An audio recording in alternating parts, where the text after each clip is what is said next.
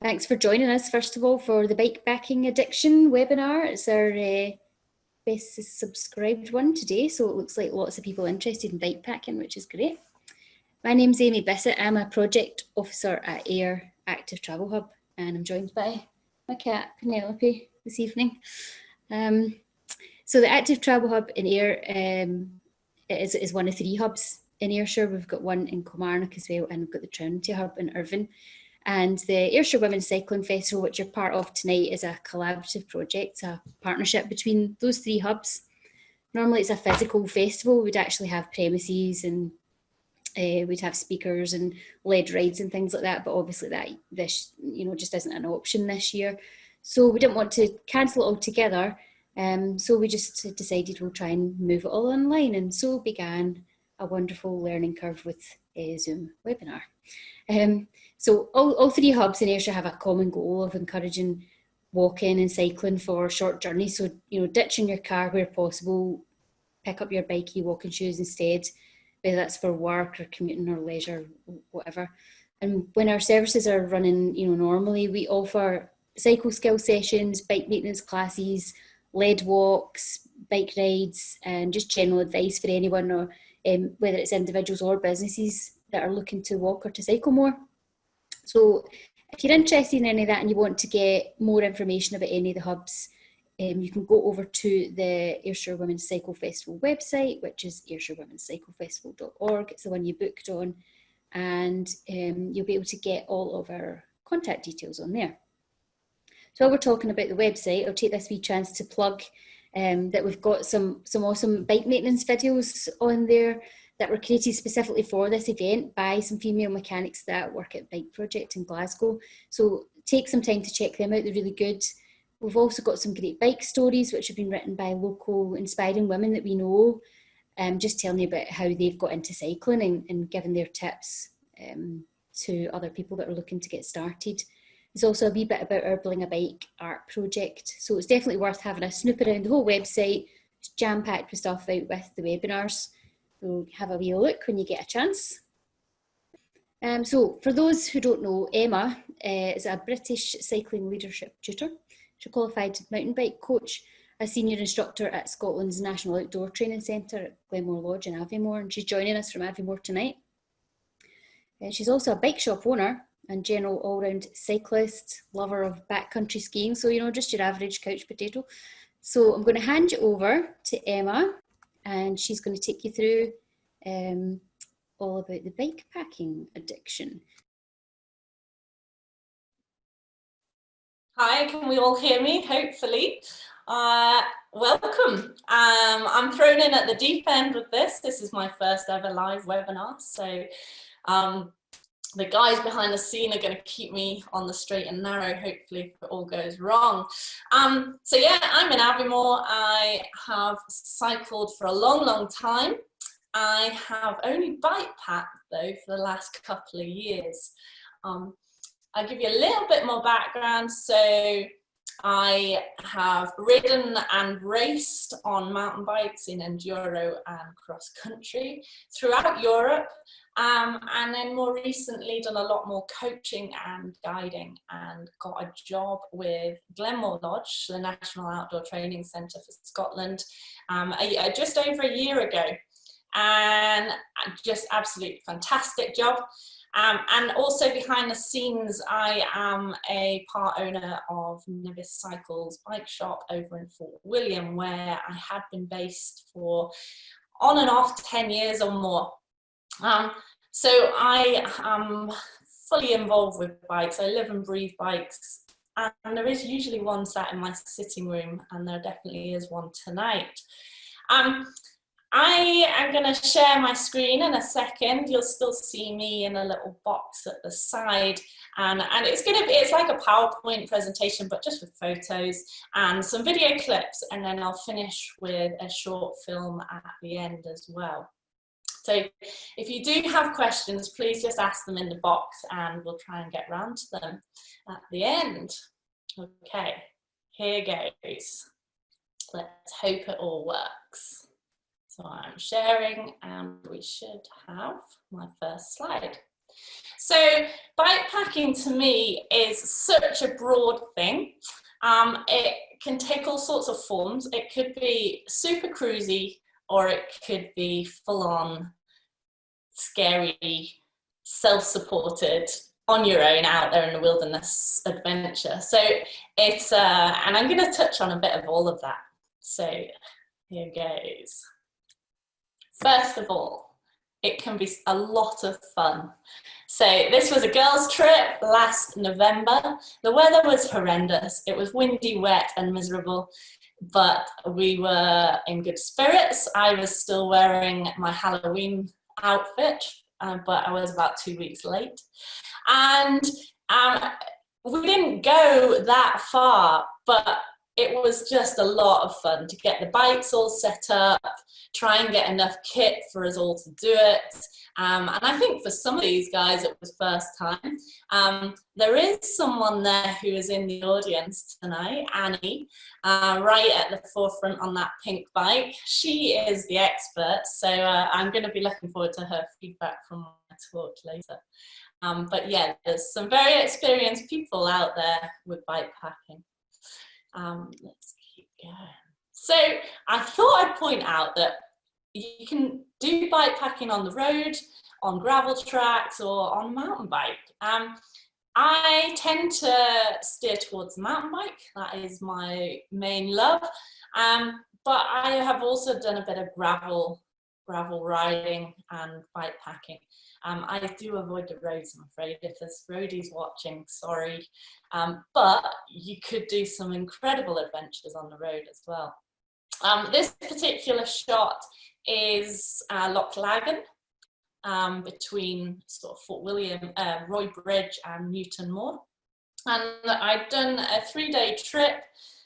Starting at Fort William, some clients had got the sleeper train up from London, and we rode out, bit on road, bit on track, went up Glenroy, over onto the Corryarrick Pass, and then right round and up to Crower Station on Rannoch Moor, then back through to Kinlochleven.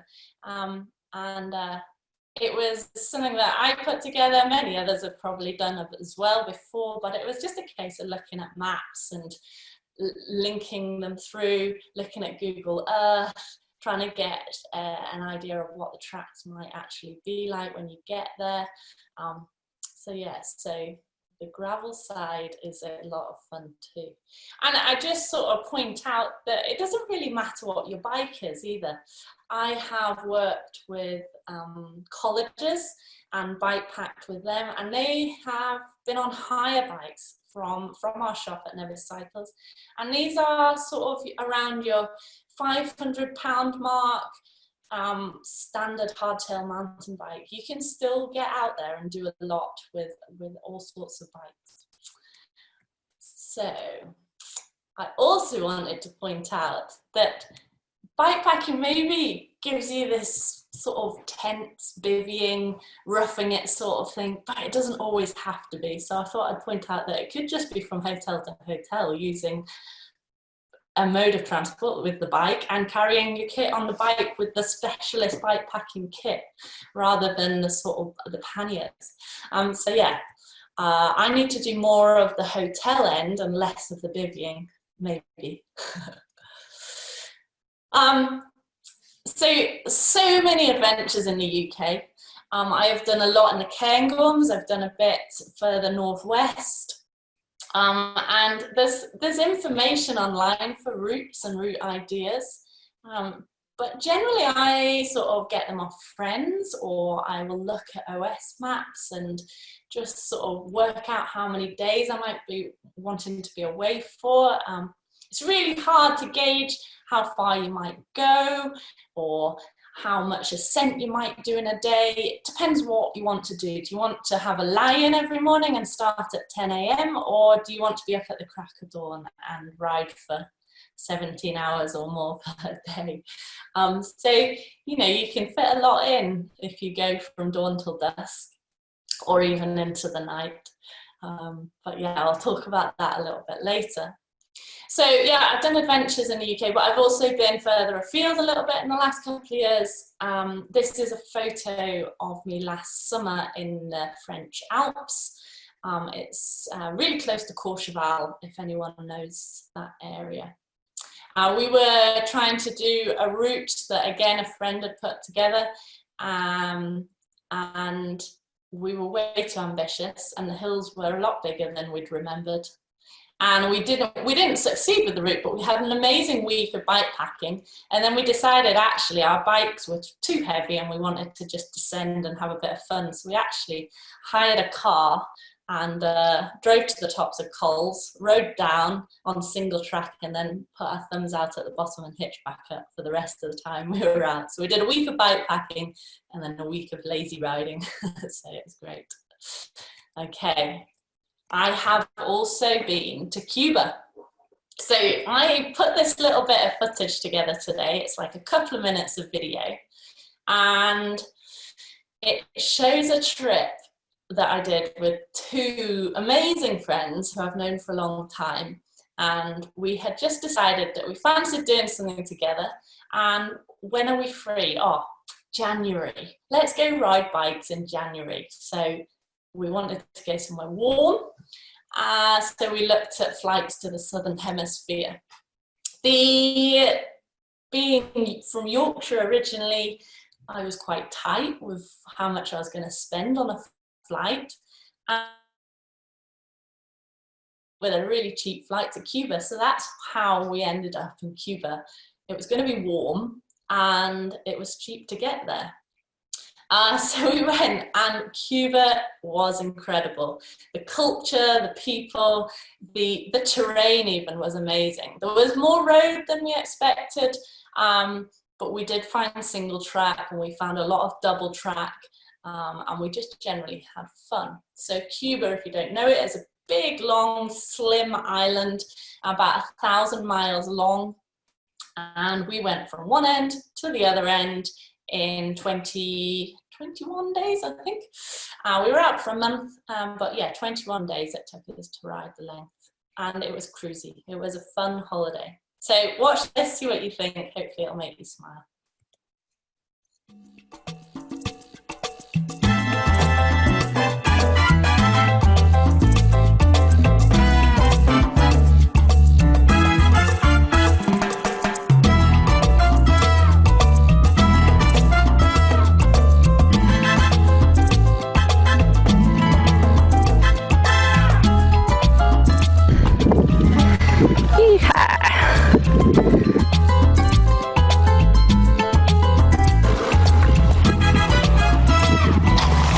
You promised sunshine and it's raining.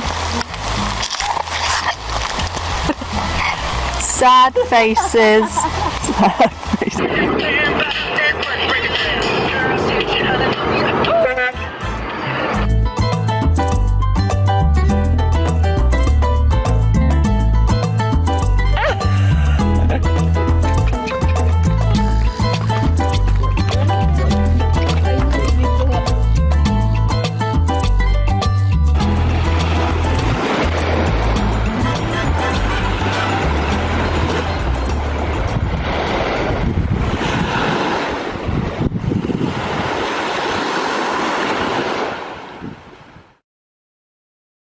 So I watched this a few times today, and it just makes me want to go abroad, and obviously we can't at the moment, and yeah, let's hope we can in the future. But hopefully that's sort of giving you sort of an insight of how fun trips can be and how light-hearted they can be. We obviously had our hard days on trips like that, and we had our grumpy moments. But overall, it was just such a fun trip to go and do. And planning that route, we used a lot of Google Maps because there isn't very much mapping out there for Cuba.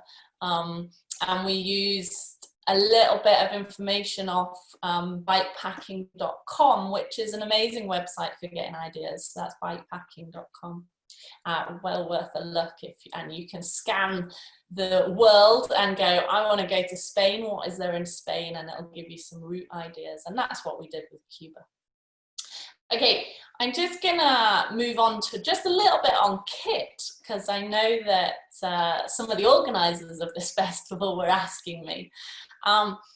So I am not quite as precise with my kit as some of my colleagues at Glenmore, who will weigh out every item they own and take the lightest and cut things right down as much as possible. They'll take straps off bags, and whatever they don't think they need, they will get rid of. I'm not quite that bad, but I do lay things out on a space, and I will have items I definitely need, and then items that I might need. I'll go through the definite pile and make sure there is definitely nothing there that might be needed, and I can make me move across. And then I'll go through the maybe pile, and a lot of that will probably just have to drift away. I'll pack the definite stuff, and then if I've definitely got space for maybe one of those items that could just be an extra set of socks, then I'll add them in. But you have to be really strict with yourself when you want to go very lightweight. I, over time, have developed what kit I have, and I suppose, you know, I've been a climber and a mountaineer, and I have camped out a lot, and I've camped at altitude and in remote locations. So I've gained a lot of experience from that, which is now transfers to my bike packing. So, for example, I now own a tent that's less than 1 kilogram. I own very lightweight sleeping bags and different ratings depending on where I go, so different warmths. Food is super important as well. I definitely try and make sure I've got enough food with me, because otherwise Grumpy Emma will come out very quickly. And then go towards dehydrated food if I'm going to cook. If it's a short trip, then I may choose not to take a stove and take everything edible without cooking. You can go into so much depth with food, so I'm not going to, but it's something to really think about and play with and practice with, and you're learning all the time, and you'll adapt what you take all the time. Annie, who's in the audience, she came to Colorado with me, which I'll talk about in a bit, and I laughed at how much prep she put into her food and how many calculations she did for calories burnt per hour and how much she would need to be taken on. And I shouldn't have, because I was hungry nearly every day and I lost quite a lot of weight on that race. So I learned the hard way. I should have eaten more and carried more food. So you're always learning. I don't take the dog all the time, but occasionally. This is just a picture of the tent I use, and you know, everything ends up a bit sprawled out at camp to start with.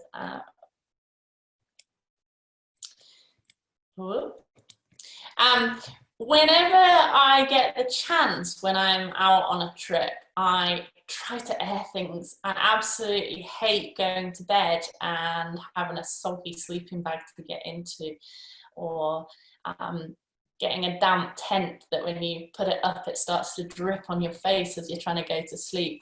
It's not fun. So kit management is also really, really important for a comfy night's sleep or for staying warm.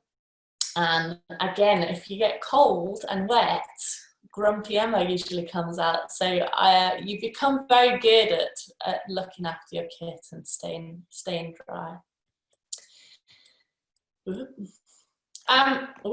Back to just going towards the bike and the bags. So this is the hardtail mountain bike that I rode in Colorado and I rode in Cuba. And it has got 2 top tube bags, so just on the very top of there.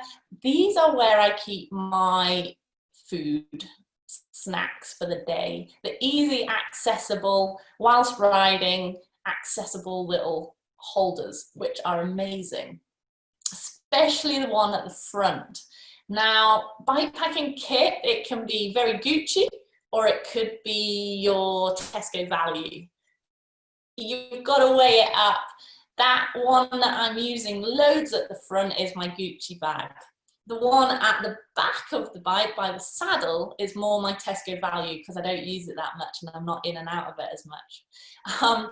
And then my frame bag is pretty mid of the range. You get what you pay for. So zips might not be quite as durable, or seams might not be quite as waterproof. It is just playing about and trying it on your bike as well. Definitely highly recommend that. And there's places now that hire out bike packing kit and would definitely let you try it out and put it onto your bike, and you know, just have a fiddle with it and see if it works for you. There's so Never Cycles in Fort William does that, and we hire out kit, but there's also Backcountry Scotland in Aviemore, who are very much a bike packing specialist shop, and well worth a visit if you're ever in Aviemore. So that's Backcountry Scotland. Going back to the bike, this is got big chunky wheels, big chunky tires, so it rolls well, it rolls over chunky stuff, and it's just a real bike packing machine. In the background, in my living room, when I get large again on the screen, you'll see that I've got a full suspension bike here, and this is my new one that I plan to use this season, or once we're allowed to get out and about a bit more. And it's just a very capable full suspension. It's not your full-on enduro bike, it just does a bit of everything with, again, 140mm travel front and back. What a full suspension bike does limit you with is space, so I can't really fit a great frame bag on. And also on the photo on the screen, I don't have a rear seat pack, and that's because I really wanted to get maximum use of my dropper post in Colorado, especially because the trails were quite technical, so I wanted to make sure I could drop my saddle. On the full suspension in the background, I can still drop my saddle, just not masses and not the full way, but pretty good. So I'm sure Vic might have questions about all that. There are so many bags out there now, whole mix. It takes a lot of setup and definitely a bit of taping of your frame and your cables to stop rubbing. But once you get there, it's well worth the faff. Okay, right, I'm going to move on to just chatting about my latest big adventure, the Colorado Trail race that I did July last year, and how it came about. So this is a message I sent back to Annie. Again, Annie's in the audience. So just so you know, the seed you planted for the Colorado Trail race is well and truly seeding. I'm getting keen if it was an honest invite. So she mentioned it to me, and I wasn't quite sure whether she was joking or not. I think she thought no way would Emma be interested in riding 500 odd miles non-stop. So anyway, she had planted a seed, and that's how it started.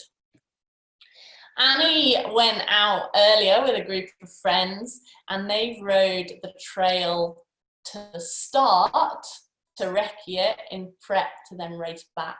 And this is one of the messages I got. So, Emma, Colorado is so friggin' amazing. Like, so much better than anything, although we are making like 20 miles per day, and riding at 3,500 meters is hard.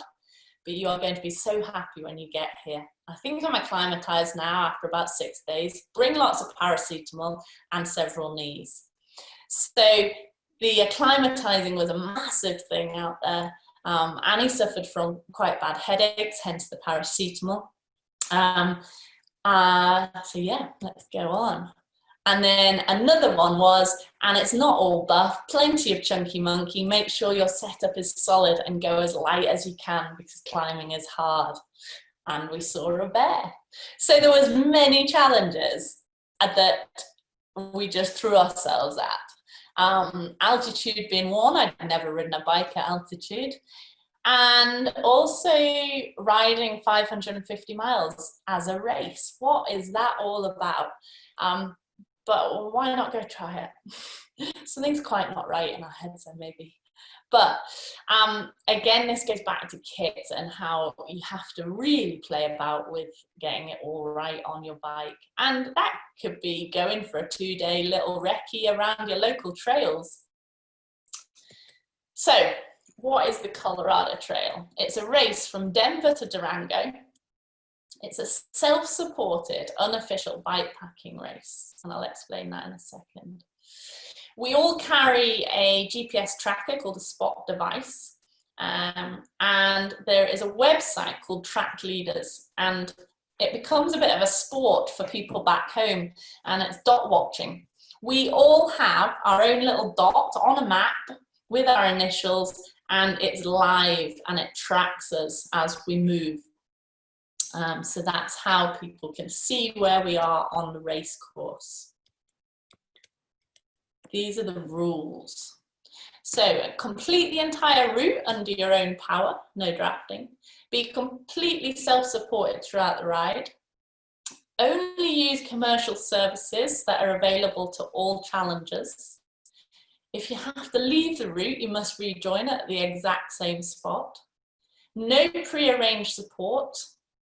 No travel by any motorised means, and gear, nothing required and nothing prohibited. So you are out there on your own, basically.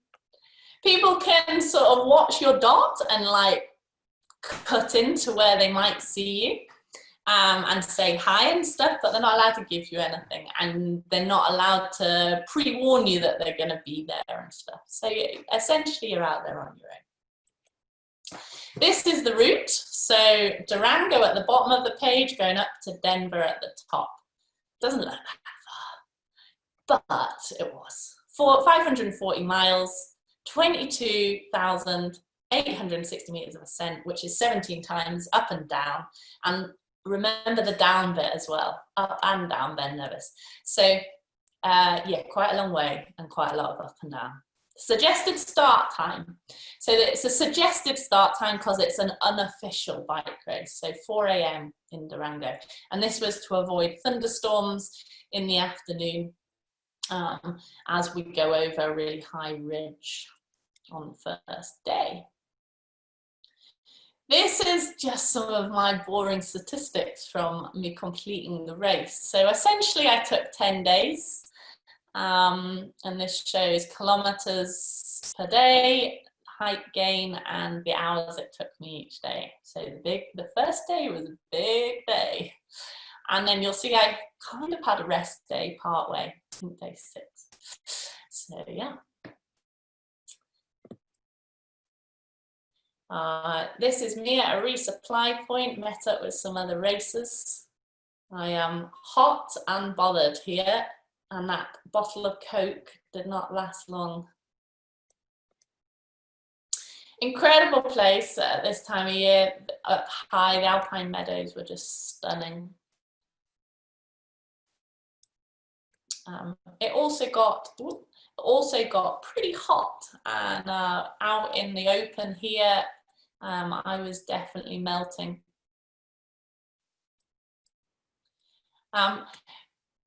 Annie here was riding with me for a day, which was a lot of fun.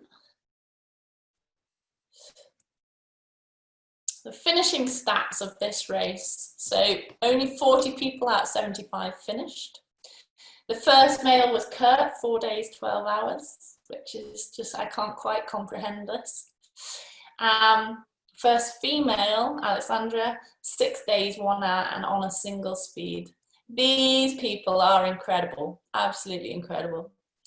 The record is 3 days, 20 hours. I don't know how you do it.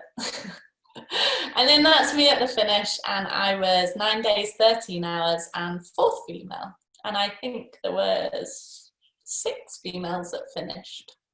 So pretty pleased with that really overall.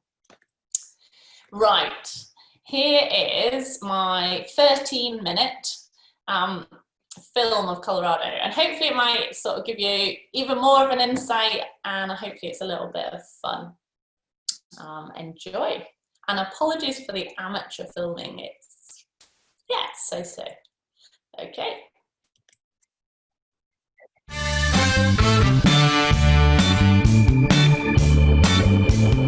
I'm in Colorado for a self-supported bikepacking race.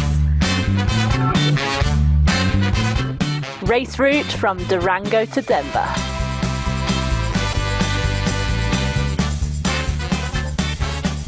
The elevation profile of the race, there's a few hills along the way. Therefore, the team needed some rest and relaxation beforehand.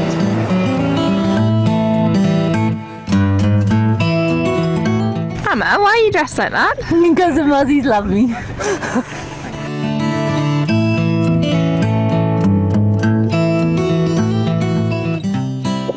So I had a flippant A this morning.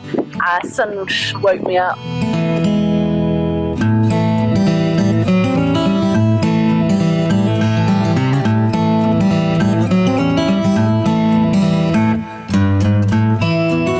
It was now time to sit back, relax, eat lots, chill, socialise, and also some had a racing haircut, as well as prep our bikes, but it was soon time to get on them and go. Time has come to race from Durango to Denver. The unofficial Scottish team ready to go: Hugh Oliver, Annie Lee, Lee Craigie, and myself, Emma.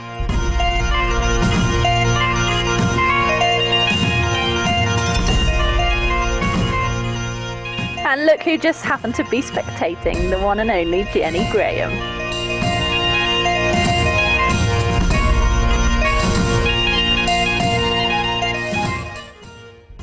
So day 1 started at 4 AM Durango. I'm now at 4 PM. So 12 hours of riding and very little stopping. The main mission has been eating.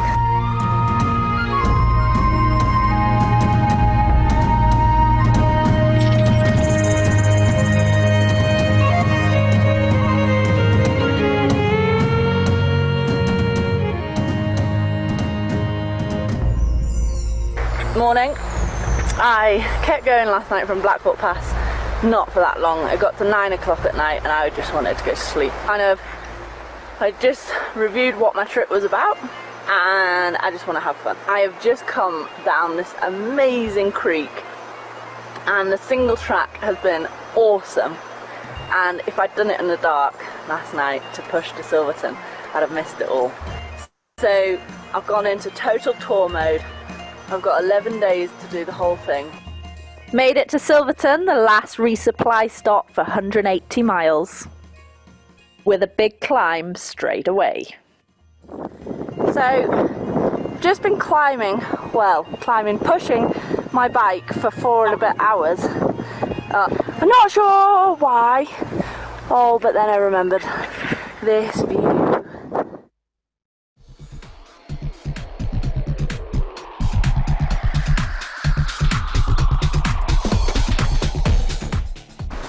So we're at the High Point Colorado Trail. It's probably about just over 4,000 meters.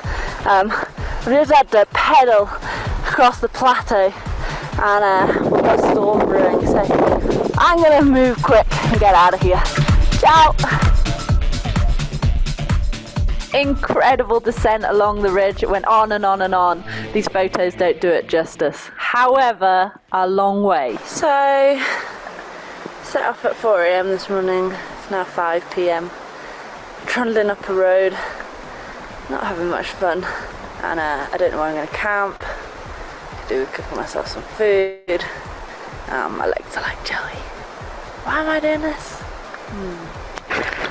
So, I'm at the top now, so I feel a lot better for getting to the top. This is like drive just to keep pushing and keep going. And I don't really know where it's coming from. Maybe some of the calories I kept remembering to eat.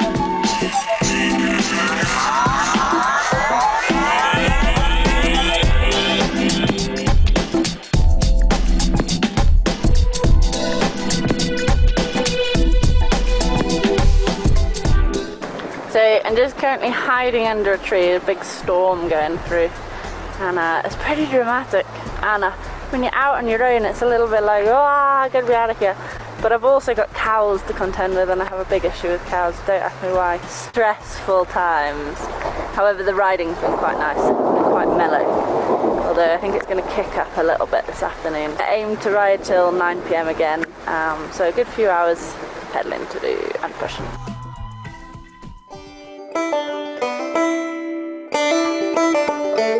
Morning. So, not great this morning. Pushed really hard last night. Okay, so got going, and it's always that first hour is really hard. Happy I'm at some super flowy trail, and sun's out. Yeah.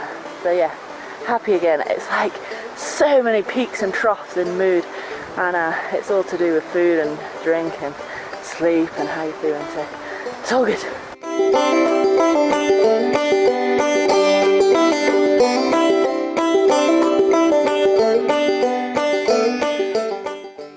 So I'm just partway down a 5-mile descent, and it's flipping amazing, but it's also pissing it down.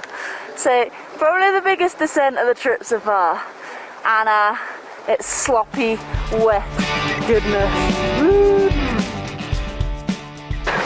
So really good night's sleep. It's day 6. I'm excited to get to Buena Vista.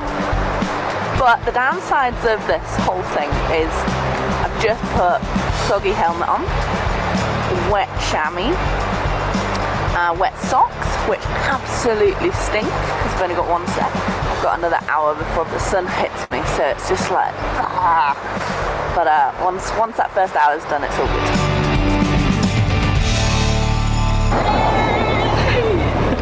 Hello!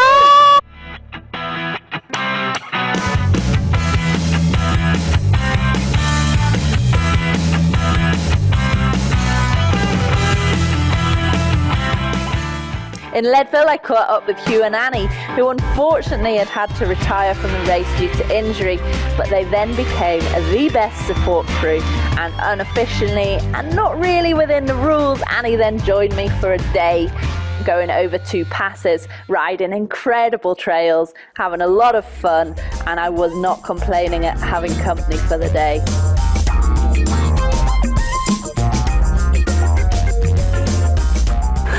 How many hills have you pushed up so far? They're uncountable because there's so many. And what's above your head right now? A storm! Because they really like me and they want to chase me. Always from behind as well.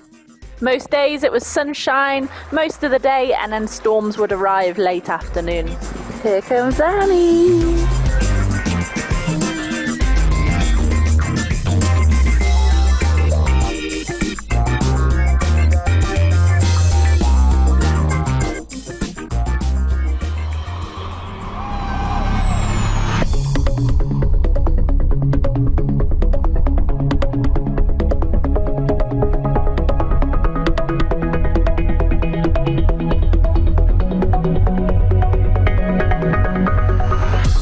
Day 9 I pushed hard to make sure I was done on day 10, but we still had a long way to pedal. So, just on to the last ridge of the whole trip. Boy, am I glad to be up here. And probably still got an hour and a half, 2 hours to get down to hopefully meet Hugh and Annie at the finish. But it's not eased off one little bit. It's been full on every single day, but incredible. Emma, do you want a Coke or a chocolate milk? Okay, Coke or an incredible double pedal gear. That might be well shaken. That will send me over the edge. I'll have Coke first, this later, and then chocolate milk before bed. Emma! Woo! Emma, you made it! Oh! I heard you're gonna yo-yo it back. No, definitely not. I'm flying to Scotland. You're flying to Scotland? It's too hot here.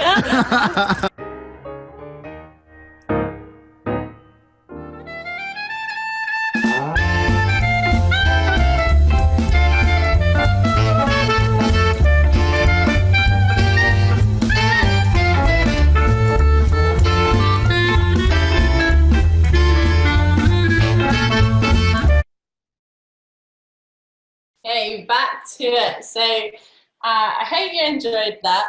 I cringe at watching myself on it each time, but I hope that was fun for you guys. Just a quick one before Q&A, just to mention other races that happen around the world that have caught my eye a little bit. Highland Trail 550 here in Scotland. I am signed up for it in May 2021, along with a few others who I know. There's one over in Kyrgyzstan. There's the famous Tour Divide, 3,000 miles, not too far. There's the Arizona Trail Race as well that Annie and Hugh have done. There's races all over the world, incredible things to go and attempt. And they don't have to be raced. They can be done at a leisurely pace too. This is the Highland Trail. So up the centre, back down the west coast, starting and finishing in Tyndrum. So that's my next challenge. That's 550, not quite as much ascent as Colorado. Yeah, cool. Right, I shall stop sharing. And it'll be back to us, and I think we'll be over to Q&A in a second. Thank you very much for listening, and I really hope that it wasn't me just wittering away for 40 minutes. Okay, so hopefully everyone can kind of see me again now as well. That was great, Emma. That was so good. Thoroughly enjoyed it, and the video was really good as well. It must have taken ages to make that. Right, let me see what everyone can see here. Just make sure that everyone can see what I want them to see. Press some buttons again. So there's some really good questions in the Q&A as well. Hopefully we'll have to, yeah, we've got loads of time. You've actually covered some of the topics a little bit anyway, but just to make sure you've answered the specific questions, I'll go through. So the top one, that's a good one. How did you get into this kind of work? Taking people cycle touring as a job sounds like the dream. Totally does. Yeah, it is the dream and it is amazing. Just starting with the British Cycling Awards, Leadership Awards, level 2 is a good starting point for if you're already a mountain biker. But there's also other ways of doing that. There's the Breeze program with British Cycling. So I would just suggest looking on the British Cycling website at the awards and getting started there and volunteering with local clubs and just getting experience that way. Okay. The next one that's been upvoted the most, what's a good starter route in Scotland? So if somebody wants to go their kind of first bike packing adventure in Scotland, what would you say is a good route? Oh, that is a good question. Something just like the Great Glen Way, so riding either from Inverness to Fort William or Fort William to Inverness, and that is a really popular thing for people to do. Or part of the West Highland Way. So I would suggest anything north of Crianlarich, everything south of Crianlarich. There's a lot of gates and a lot of styles and stuff, but anything north of Crianlarich on the West Highland Way. But Great Glen Way is a beautiful 2 or 3 day ride. 3 day is just very nice. So yeah, that would be 2. Okay, noted. Fancy that myself, sounds great. Next one is, are there any apps that you use for route planning? So no, not really. I use OS Maps online. I pay, I think, £24 a year just to have full access to OS Maps, and I can plot routes on it and save them. And so I use OS. Okay.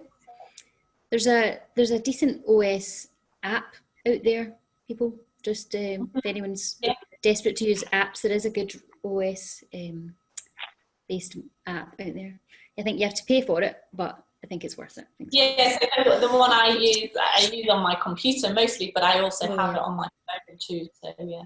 Perfect. Great. But Okay. View Ranger is another really popular one too. Okay, yeah, I've heard that one. Okay, next one. Oh, that's a good one. Can you recommend any websites for cycle clothing and also any brands, especially with regard to cycling leggings? So I guess with regards bike packing as well, like finding stuff that's comfy for a number of days and that's lightweight.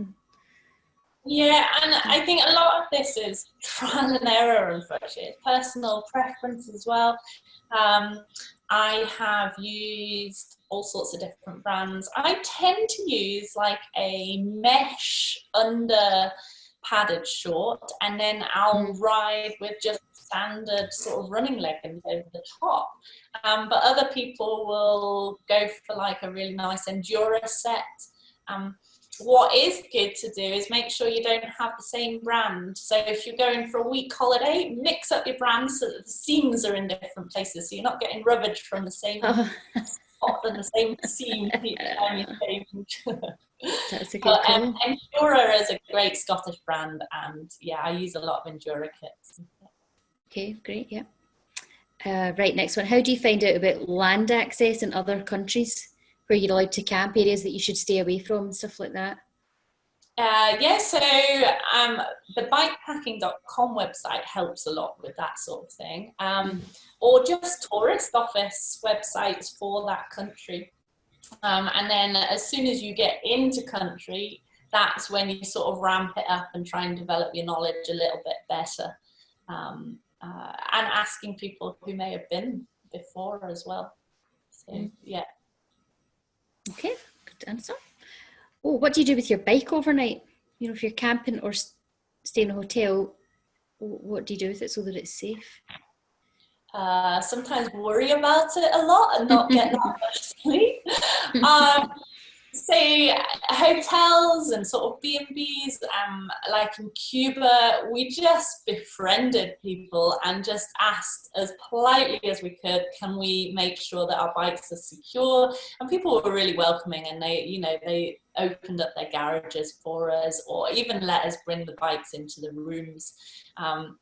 Other than that, I've got some lightweight little locks. Camping wise, I will like tuck my seat and my handlebars under the fly sheet of my tent in the hope that if anyone does come for the bike, then I'm going to be woken pretty quick. But yeah, I do get a little bit stressed out about that. But yeah, do as much as I can to keep it close. So yeah, sleep with it usually. Yeah, I've had my bike in my tent before. That's definitely happened, yeah. Okay, this one from Ruth. She says, I've done a few multi-day bike packing trips in the UK already, but can you recommend one or two entry-level destinations in Europe for a first overseas trip? She's thinking of renting a hardtail on arrival, so she's not carrying a bike with her, but... Yeah, so I think Spain looks like a great place for this. And I know Lee Craigie and the Adventure Syndicate, they run some sort of intro bikepacking trips out in Spain. I don't know a huge amount, but Adventure Syndicate would be worth having a little look at. But again, bikepackingcom will give all these lots of different routes, and they grade them level wise and tell you what tracks they might be on, whether they're just dirt track or whether they're single track or whether they're technical. So yeah, I would direct anyone to bikepackingcom again. Okay. How easy do you find it to transport your bikes abroad? It becomes a bit of an art.